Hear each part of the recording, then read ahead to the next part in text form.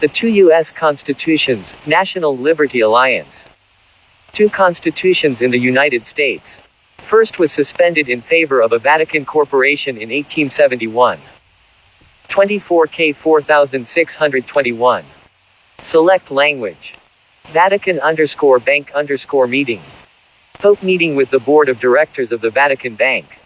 Since 1871, the United States President and the United States Congress has been playing politics under a different set of rules and policies.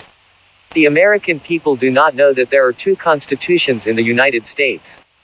The first penned by the leaders of the newly independent states of the United States in 1776. On July 4, 1776, the people claimed their independence from Britain and democracy was born. And for 95 years the United States people were free and independent. That freedom ended in 1871 when the original Constitution for the United States for America was changed to the Constitution of the United States of America. The Congress realized that the country was in dire financial straits, so they made a financial deal with the devil, international bankers, in those days, the Rothschilds of London, thereby incurring a debt to said bankers. The conniving international bankers were not about to lend the floundering nation any money without some serious stipulations. So, they devised a way of taking back control of the United States, and thus, the Act of 1871 was passed. With no constitutional authority to do so, Congress created a separate form of government for the District of Columbia. With the passage of the Act of 1871, a city-state, a state within a state called the District of Columbia, located on 10 square miles of land in the heart of Washington, was formed with its own flag and its own independent constitution, the United States Secret Second Constitution. 250 px flag _of_Washington, _DC.SVG. The flag of Washington's District of Columbia has 3 red stars, each symbolizing a city-state within the three-city empire.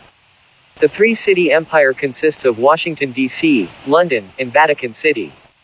London is the corporate center of the three city-states and controls the world economically.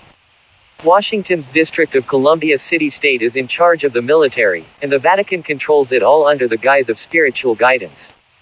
Although geographically separate, the city-states of London, the Vatican and the District of Columbia are one interlocking empire called Empire of the City.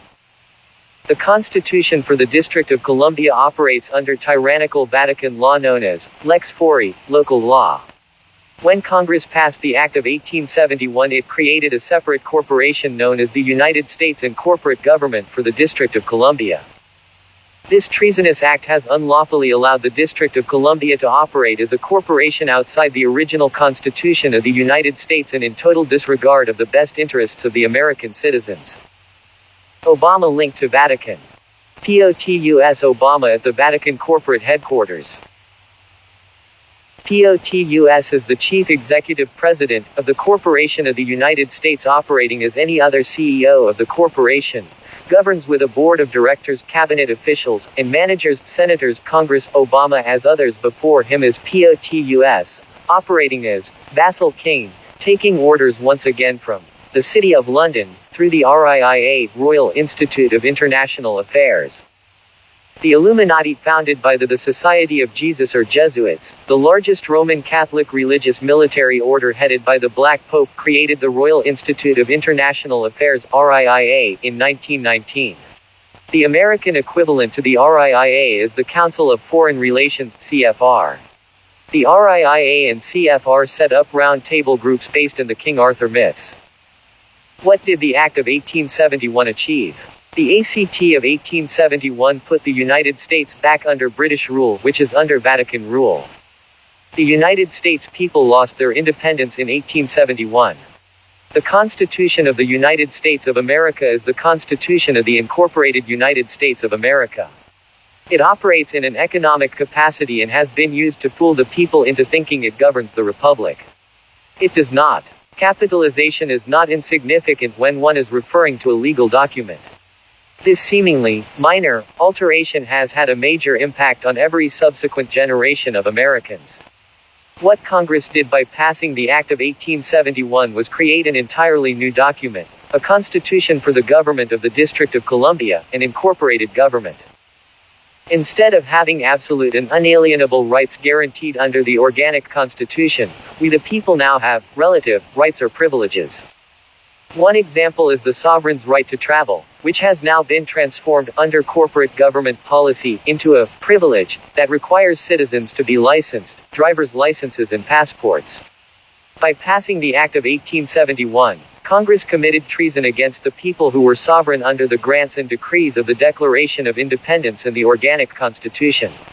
The Act of 1871 became the foundation of all the treason since committed by government officials. As of 1871, the United States isn't a country, it's a corporation.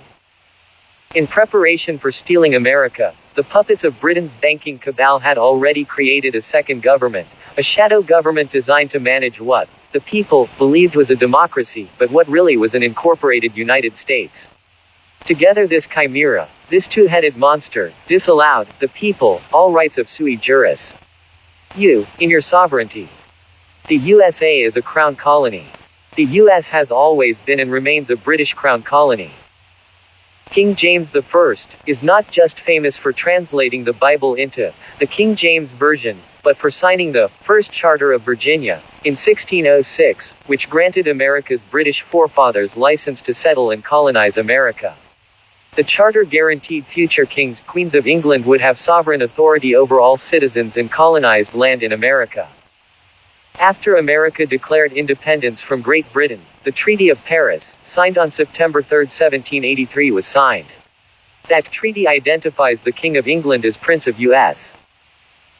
Prince George III, by the grace of God, King of Great Britain, France, and Ireland, Defender of the Faith, Duke of Brunswick and Lüneburg, Arch-Treasurer and Prince-Elector of the Holy Roman Empire etc., and of the United States of America, completely contradicting premise that America won the War of Independence.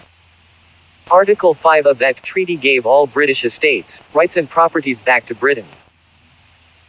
It is agreed that Congress shall earnestly recommend it to the legislatures of the respective states to provide for the restitution of all estates, rights, and properties, which have been confiscated belonging to real British subjects, and also of the estates, rights, and properties of persons resident in districts in the possession on His Majesty's arms and who have not borne arms against the said United States. And that persons of any other decryption shall have free liberty to go to any part or parts of any of the 13 United States and therein to remain 12 months unmolested in their endeavors to obtain the restitution of such of their estates, rights, and properties as may have been confiscated, and that Congress shall also earnestly recommend to the several states a reconsideration and revision of all acts or laws regarding the premises, so as to render the said laws or acts perfectly consistent not only with justice and equity but with that spirit of conciliation which on the return of the blessings of peace should universally prevail. And that Congress shall also earnestly recommend to the several states that the estates, rights, and properties of such last mentioned persons shall be restored to them, they refunding to any persons who may be now in possession the bona fide price where any has been given which such persons may have paid on purchasing any of the said lands, rights, or properties since the confiscation. And it is agreed that all persons who have any interest in confiscated lands, either by debts, marriage settlements, or otherwise, shall meet with no lawful impediment in the prosecution of their just rights. It is becoming increasingly apparent to American citizens that government is no longer being conducted in accordance with the U.S. Constitution, or, within states, according to state constitutions. While people have recognized for more than 150 years that the rich and powerful often corrupt individual officials, or exert undue influence to get legislation passed that favors their interests, most Americans still cling to the naive belief that such corruption is exceptional, and that most of the institutions of society, the courts, the press, and law enforcement agencies, still largely comply with the Constitution and the law in important matters. They expect that these corrupting forces are disunited and in competition with one another, so that they tend to balance one another. Mounting evidence makes it clear that the situation is far worse than most people think, that during the last several decades the U.S. Constitution has been effectively overthrown, and that it is now observed only as a facade to deceive and placate the masses.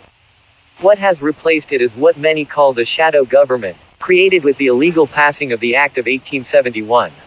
It still, for the most part, operates in secret, because its control is not secure. The exposure of this regime and its operations must now become a primary duty of citizens who still believe in the rule of law and in the freedoms which this country is supposed to represent. Posted by WorldTruth.tv.